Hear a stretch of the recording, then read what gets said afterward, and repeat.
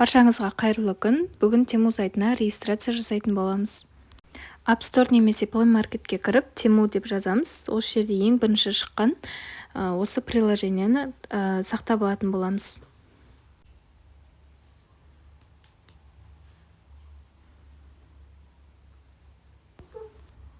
Сайтқа кіргеннен кейін астында тұрған V деген батырманы басып кіретін боламыз.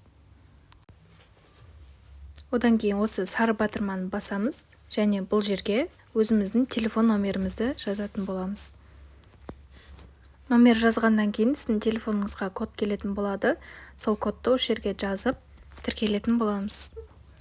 Келесі бізде электронный почтаны сұрайтын болады. Осы жерге өзіміздің почтамызды жазатын боламыз. Почтаңызға да осындай код барады. Сол кодты осы жерге жазамыз. Біз Temu сайтына тіркелдік, енді адрес тіркейтін боламыз. Temu сайтына адресіміз тіркеу үшін адрес деген батырмаға кіреміз. Сары батырманы басамыз. Бұл жерге өзіңіздің тұрып жатқан адресіңіз жазасыз, яғни тұрып жатқан районыңызды және көшеңіздің атын осылай жазып кететін боласыз. Және астына тұрып жатқан квартираңызды жазуға болады, бірақ ол міндетті емес. Келесі астына түсеміз. Мына жерде өзіңіздің облыс қалаңызды таңдайсыз. Менікі Шымкент қаласы, және осы жерден өзім тұрып жатқан районды таңдайтын боламын. Енді астында почтаның индексі керек. Ол жерге өзіңізге жақын почтаның индексін таңдайсыз.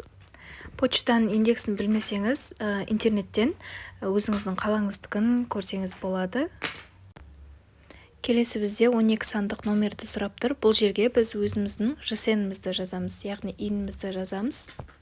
Көбісі осы жерден иін тіркегеннен қорқып жатыр екен. Бұл жерде қорқудың керек жоқ. Өйткені Temu сайты заказдарыңызды шекарадан заңды түрде өткізеді. Сол үшін де иін тіркейтін боламыз. Және астына өзіңіздің аты жөніңізді және телефон номеріңіз жазасыз да сохранить деген батырманы басасыз. Сіз Temu сайтына регистрация жасап, өз адресіңізді тіркедіңіз. Енді келесі сабақта қалай заказ беріп, қалай тегін карго арқылы заказ беретінімді айтатын боламын. Каналыма тіркеліп, қоңыраушаны басып қойыңыздар.